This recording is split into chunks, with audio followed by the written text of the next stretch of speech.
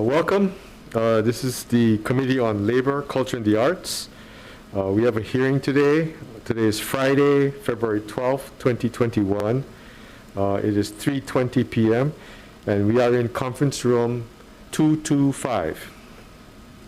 This meeting, including the audio and video of remote participants, is being streamed live on YouTube. You will find links to viewing options for all Senate meetings on the live and on-demand video page of the legislature's website.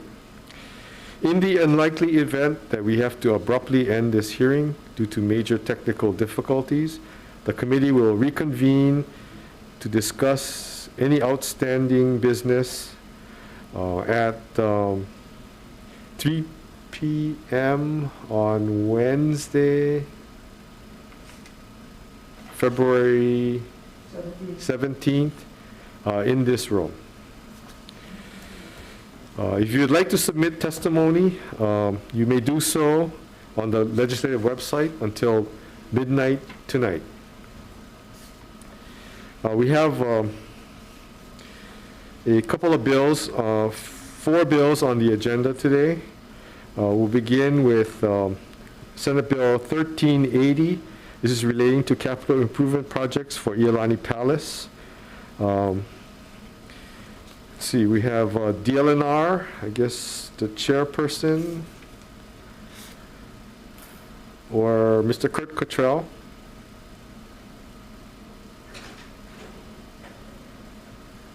No? Not present, Senator. Okay, Alan Carpenter, DLNR.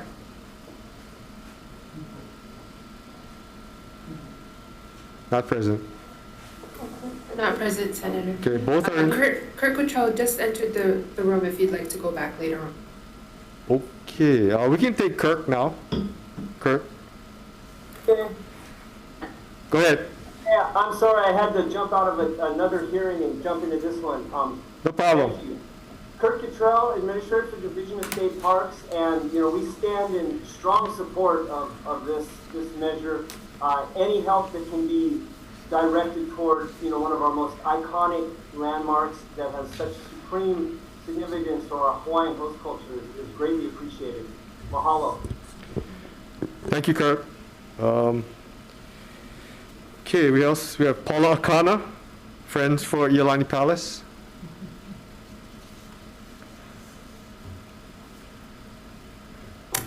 Not present, Senator. Okay.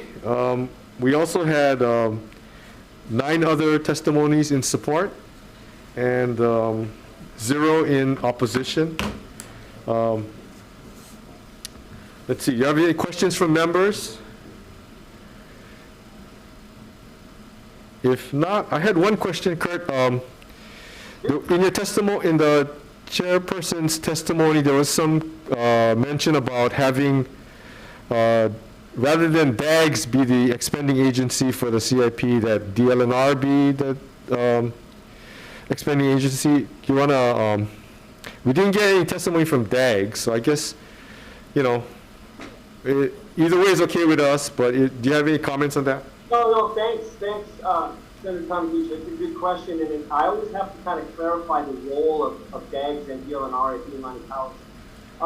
In just simple terms, State Parks regulates the grounds of the Iolani Palace through our administrative rules, and we executed and managed the lease with the Friends of the Iolani Palace.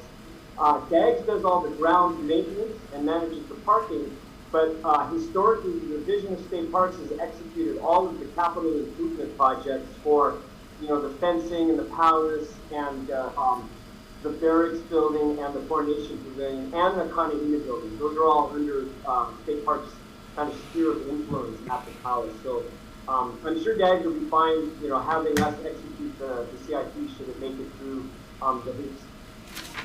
Okay, thank you. Further questions from members? Okay, if not, we'll proceed to the next bill, Senate Bill 1084. This is relating to the Employees Retirement System investments. It exempts certain specific types of alternative investment fund information from disclosure under Chapter 92F. the disclosure of which would put the system at a competitive disadvantage and frustrate its legitimate government investment function. I guess first up we have Civil Beat. Mr. Black. Good afternoon, Chair, Good afternoon. Vice Chair, and Senator. I think I saw Senator Favela. Brian Black, Executive Director for the Civil Beat Law Center for the Public Interest, stand on written comments in opposition to subsection E of the bill. Thank you. Okay. We have testimony from the ERS. Good afternoon, Senators. Thank you for hearing my testimony. As we mentioned when we brought this bill last year, there is certain types of information that, for competitive purposes, we think is important to keep confidential, as it puts the system at a disadvantage. A lot of the requests for information that we receive are from entities that turn around and sell our information. It is typically not from individuals wishing to know specifics about what the ERS is invested in. We do have a laundry list of items we have included that we think are important to exclude, but they are a small component of the total amount of information that we have. So we thought it best to add a list to keep the list of what we would like to keep confidential very specific. If we disclose this sort of information, not only are the disadvantages for one, being competitively out of place for investments with certain funds that may become oversubscribed, but we're giving away proprietary information on our own funds that other investors can use to their advantage. And in some cases, including as recently as this week, we have hard time getting invested in certain funds because they know that we don't have protection of this information and don't want to do business with us and prefer to do business with some of our peers who are not subject to the same restrictions. We provide a lot of information on our website, and we are happy to provide any information that isn't confidential, but we think that this is in the best interest of the fund. As you know, we are having to go into more alternative investments in order to try to reach our target return of 7% protect retirement assets and our funding ratio. Thank you. Thank you. We also have one other person in support and two others in opposition. Do you have any questions from members for Yeah, I have a question. Senate Bill 1084? Senator Ihara. Let's see, Civil Beat Law Center, Brian. I have a question for him.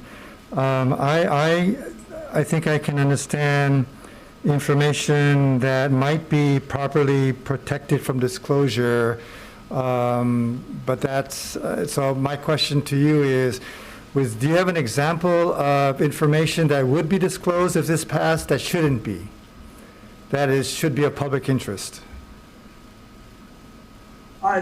So we didn't take a position on D, the specific documents that are identified by ERS with respect to their confidentiality. Our concern was the really broad language in E that just sort of has this open-ended language, and if so, that I don't know what it would affect, and to the extent that it would do anything other than restrict the documents, the access to the documents in D, we have concerns about that. But like I said, I just don't know what that would affect. So what we're proposing is either take out E or limit it to just the quick statement that we have suggested in our amendment. So your view is it's overly broad. So you would be, if you narrowed it so that, narrowed it somewhat to custom tailor the need that ERS is concerned about, is what you're recommending. And did you promote specific language for that too? Okay, great, thank you. Further questions from members? If not, I guess I had a question for ERS. If they have reviewed the Civil Beat Law Center for Public Interest amendment, if they didn't comment on that?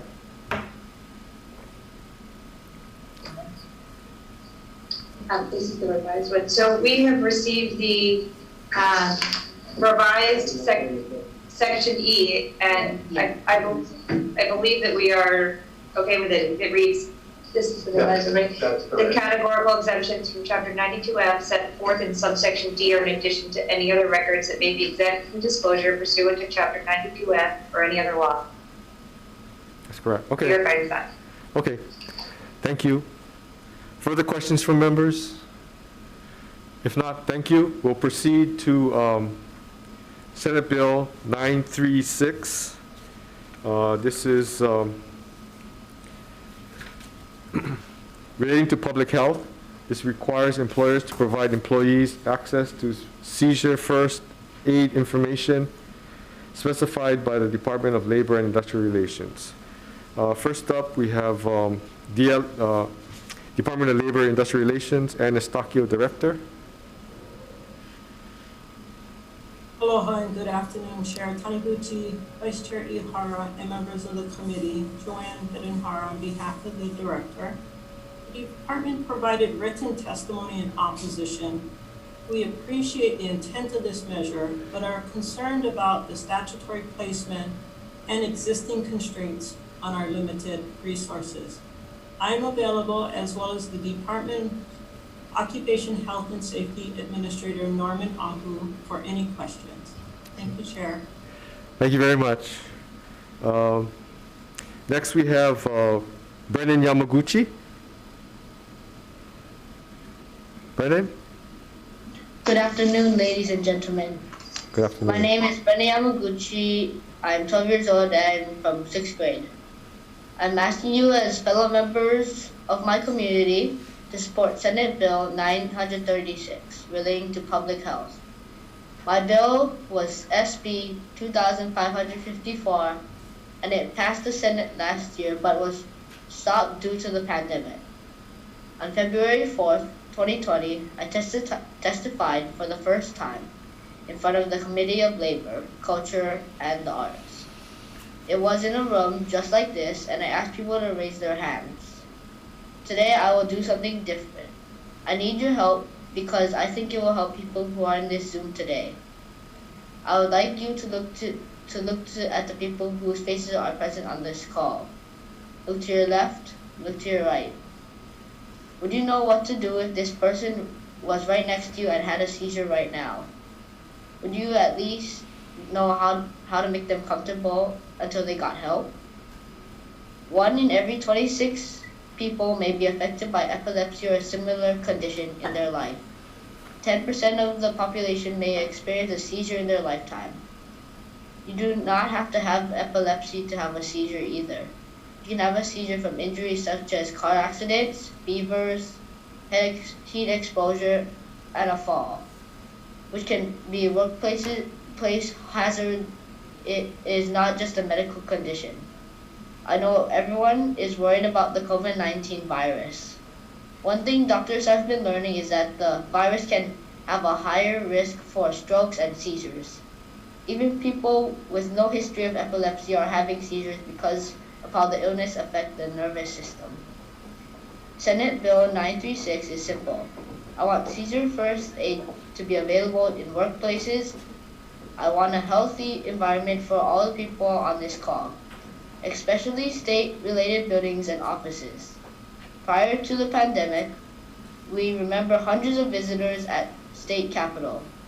I know you pray for the day those doors will open again. To prepare for this, I want to protect you. I want to protect the people who are coming to see you. Hazards aren't only to our workers, but to those who visit. When I presented this bill in 2020, I faced some opposition from the Department of Labor about their unease of introducing change to our current system. With all due respect, we have learned that when procedures are not updated, it may leave us less prepared. I would be sad to see someone's life or health be at risk because we didn't act now. With all the new ways we have learned to work in the pandemic, an easy way to implement these measures could be by emailing including the first aid, asking for electronic signatures, or having the employer send back the photo showing it is displayed. I have been very blessed to have a wonderful education and a loving family at Marino School. We have practiced noblesse oblige. To whom much is given, much is expected. You might be surprised to hear this, but I do not have epilepsy. I've never had a seizure. However, I want to help the people who do and some of my friends that I want to help. I hope that you want to help them too. Please join me and help Senate Bill 936. Thank you for your time. Thank you, Mr. Yamaguchi. We have I think it's 10 other testimonies in support. Questions from members? Any questions? Yeah, I have questions. Senator Ihara. Labor Chair, Department Chair, I understand the concerns that you raised. Wanted to ask, it seems that what the bill basically functionally would require or ask or contemplates is a set of materials, flyers, posters, whatever, and one, and two, the distribution of those materials in a way that gets up posted in employers' employment premises. So one question would be, I'm not sure, let's say if an organization, maybe even nonprofit or university, were to put together materials that fulfill the purpose of this bill, and would the department be in a position, so that could be done, let's say, without Labor Department resources? As I understand, that's one of the major objections is they're asking to do work without any resources. But let's say the University of Hawaii or the private sector somewhere, some employer association or some group were to put together the materials that are contemplated in this bill, and would the Labor Department be in a position to disseminate it to employers, maybe with an encouragement, or I'm thinking, or a requirement if this bill passes, but even if it doesn't, to do that as part of really a health and safety on the workplace in case someone has an epileptic seizure during a workday on employment premises. I'm trying to see, I think the objective is good and laudable, we should, and trying to figure out a pathway to do it with whatever resources that we can muster up in this tight budget period. So I'm not sure, can you decipher the question I asked? Thank you, Senator, and we do appreciate the bill, and we appreciate Brennan Yamaguchi stepping forward and trying to help our community members. The department's concern is our Occupational Health and Safety Division really regulates recognized work-related foreseeable safety hazards. And because a seizure is really general in its unforeseeable condition, what you're asking, I think, is reasonable as to if someone else creates the materials. However, I think there would still be some concern because we do not have the subject matter experts in rendering to understand if the materials that are provided to us are adequate or are appropriate. With that, I will ask our administrator if he would like to add any additional information on that. Norman, are you available? Yes, I'm here, John. I guess I would like to say that I'm sorry.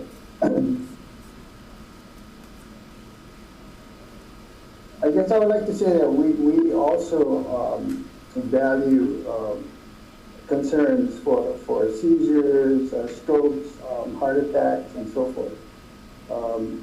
As the topic of the bill says, it's a public health thing, and I think statute 396 for us is an occupational safety and health thing. So as our deputy has said, we do need to have anything related to work fall under the occupational and safety. If you're going to put it in 396, we are very limited. We adopt federal OSHA standards, which are all tied to work type of activities. And OSHA does not consider seizures or strokes or heart attacks as a work hazard per se. So I guess what I would want to say is we admire Brennan and all the efforts. We don't want to have false expectations that if you pass the bill and give it to 396, we will be very limited in what we can do. And Okay. Thank you. Thank you. oh, good, yeah. Further questions? Is that good? Okay. Further questions from our members? If not, we will proceed. Thank you. Proceed to Senate Bill 679. This is relating to family leave and temporary disability insurance. It provides employees with up to 8 weeks of unpaid family leave during a one-year period. I'm sorry, paid family leave during a one-year period, paid through an employer-based private insurance program, currently used to provide temporary disability benefits. First up, we have Department of Human Services, Director Betts. Hi, Chair. She's not in the room. Okay, we have her testimony or her comments. The Department of Labor Industrial Relations, Director Estacio or Joanne. Aloha and good afternoon, Chair Taniguchi, Vice Chair Ihara, and members of the committee. Joanne Bittenhar for the department. We submitted our written testimony in support of the intent of this bill, which expands the economic security of workers and provisioning of family leave through amending the temporary disability law.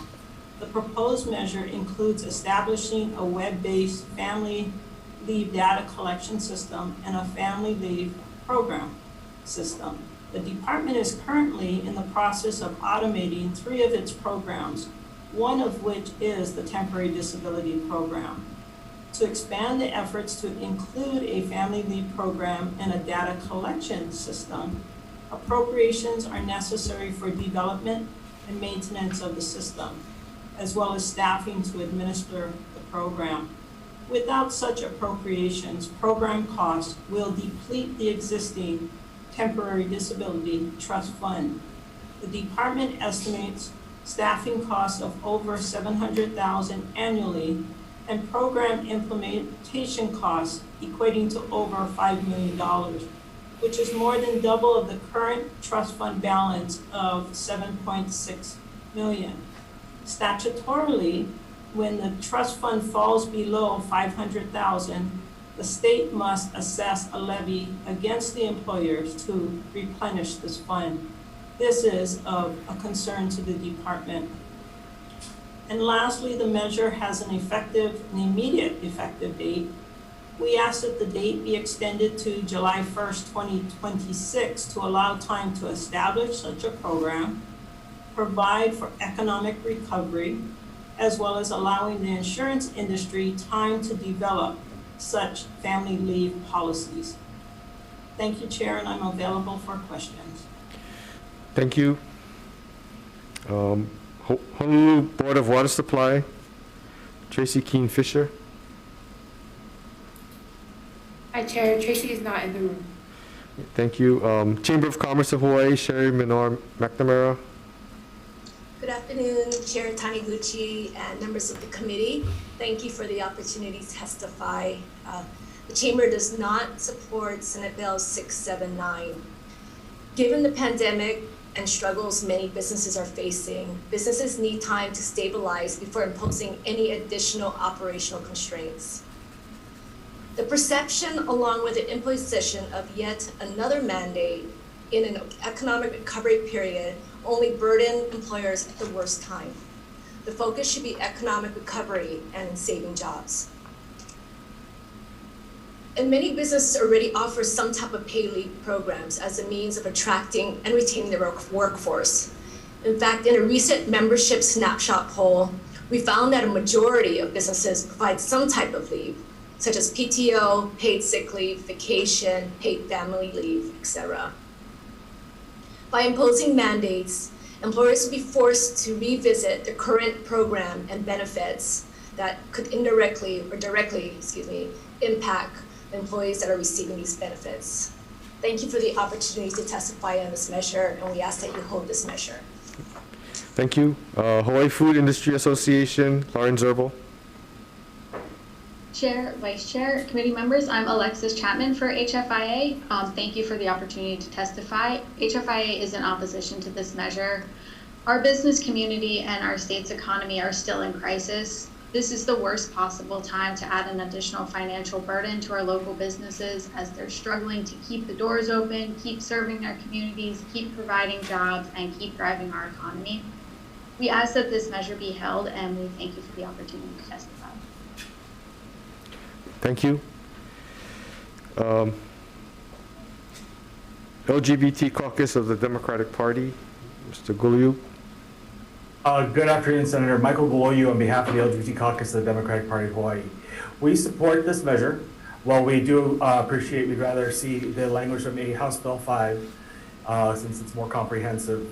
Now is the time to make sure that our workers have the protections that this bill would bring.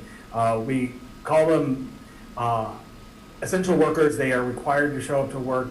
They were given, and yet we don't make sure that they're able to take care of themselves or their families. They do not have, not all the frontline workers have access to the generous leave programs that state workers have access to. And so we need to ensure that all of our frontline workers have the same accesses that are able to protect them and their families. And this pandemic has exemplified that this is the time to take care of our workers. They help keep our food on our tables, and so we do ask that you move this measure forward. Thank you. Thank you. Hawaii Retail Merchants of Hawaii.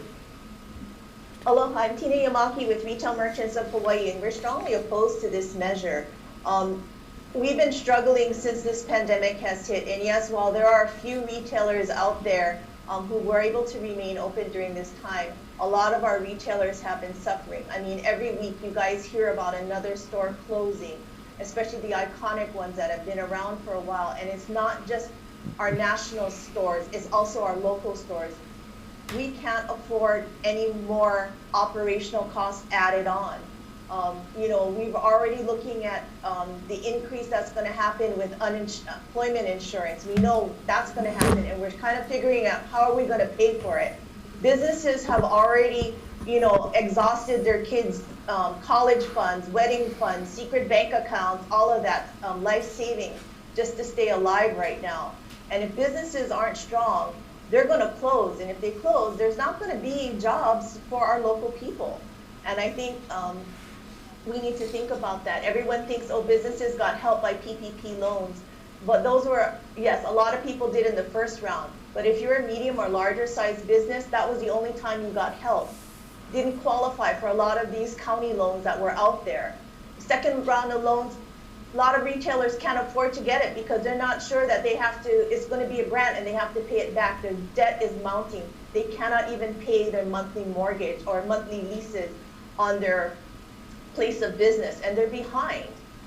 So, you know, we ask that you focus more on eliminating obstacles for business growth, especially right now. We need to kind of stabilize and become stronger so that we can survive and we can provide jobs for not only our friends, families, and our neighbors as well. Thank you for this opportunity. Thank you. Hawaii Restaurant Association, Mr. Lim, Victor Lim. Good afternoon, and today being the Year of the Ox, Konghe Fa Choi to Chair Taniguchi, Vice Chair Ihara, and Senator Fagala. I hope you folks do take a little time to celebrate Chinese New Year. The Hawaii Restaurant Association stand opposed to this SB 679, because like the previous testifier said, our industry is one of the hardest hit by this COVID-19 pandemic, and many restaurants that have been serving in the community for generations have closed. The ones that are still in operation are dealing with razor-thin margins due to the many restrictions imposed by the city, the state, and the federal government, and are in no position to absorb additional overhead to our business. This and many possible new mandates will only exacerbate in more restaurants going out of business. We recommend that please do not pass this bill out of the committee, and thank you very much for this opportunity to share our view. Thank you. Thank you. Hawaii Children's Action Network speaks. Nicole Wu. Aloha, Chair Tanaguchi, Vice Chair Ihara, committee members. Thanks for this opportunity. Thanks for hearing this bill. We support this bill with amendments. Hearing the criticisms of this bill from the business community, adding to TDI is adding more insurance to the employer side of the ledger. One of the reasons that we also support the alternate language in HB 5 is that it runs the paid family leave in a way that they do in most other states and in other countries, where it's a social insurance model, more like Social Security or Medicare. It's a payroll deduction.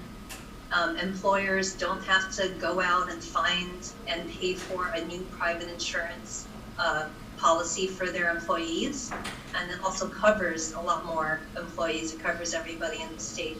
So that's one of the reasons that we think that structuring it in a more wide way with the social insurance model makes a lot more sense. You know, currently we're the only rich country that doesn't have paid family leave. Currently 9 states in the District of Columbia have it, which means that some workers, millennials who want to have families, might be looking to move to other states because it makes more sense that they can get a few months off if they're planning to start a family. And here in Hawaii, it's the small businesses who can't afford to offer leave. You know, Chamber of Commerce noted that a number of employers already do. Those tend to be the big businesses, the multinational corporation type businesses that have lots of employees here in Hawaii. The small businesses are the ones who can't afford it. So again, social insurance model might make it easier for them to catch up. Thanks. Okay, thank you. Let's see, we also received an additional, I believe, 23 testimonies in support, along with 10 in opposition and 7 with comments. Do we have any questions from members on this bill? Questions? Anybody? If not, we will thank everybody. We will recess the public.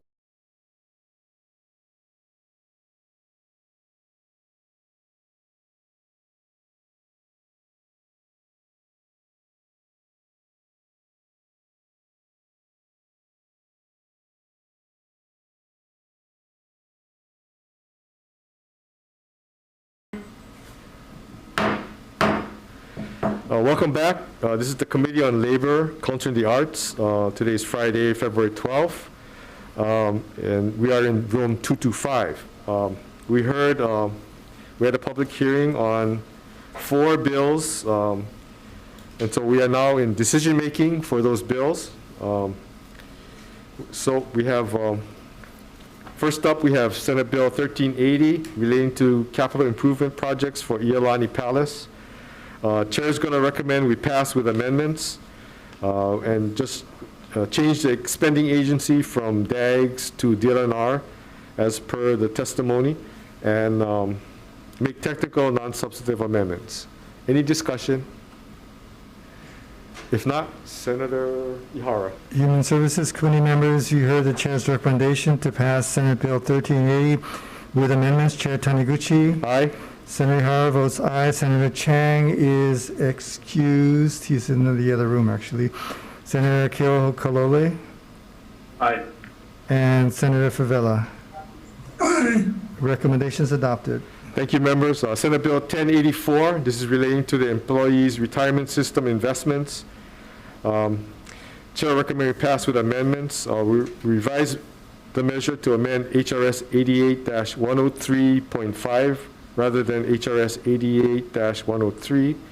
And we'll incorporate the amendment suggested by the Civil Beat Law Center for the Public Interest. And we will defect the date to July 1st, 2050 and make technical and non-substantive amendments. Any discussion? And for the members present, minus Senator Chang, any objections or reservations to the chair's recommendation to pass Senate Bill 1084 with amendments? Hearing none, the recommendation is adopted. Thank you, members. Senate Bill 936 relating to public health. This requires employers to provide employees access to seizure first aid information specified by the DLIR. We did have opposition from the department and concerns about funding. Chair is going to recommend we pass with amendments and that we will defect the date to July 1st, 2050 and make technical non-substantive amendments. And I will ask the author of the bill, Senator Wakai, to maybe work with the advocate for this bill, Mr. Yamaguchi, to try to see if we can get something.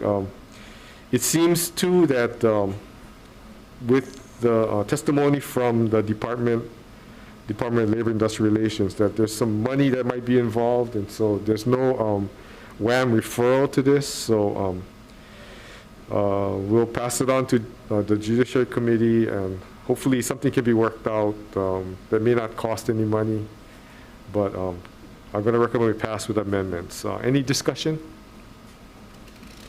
If not, Senator Ihara. For the 4 members of the Labor Committee present, any objections or reservations to the chair's recommendation to pass Senate Bill 936 with amendments?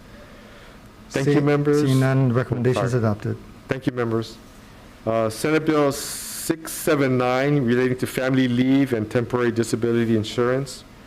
We had a lot of discussion, a lot of opposition from the private sector, and so the chair thinks this is very important, but I think advocates for the bill also felt that House Bill 5 would be a better vehicle, and so I'm going to recommend that we defer this bill, and we'll wait for House Bill 5 to come over from the House. Any discussion? If not, I think that's it. So defer on this bill, yeah.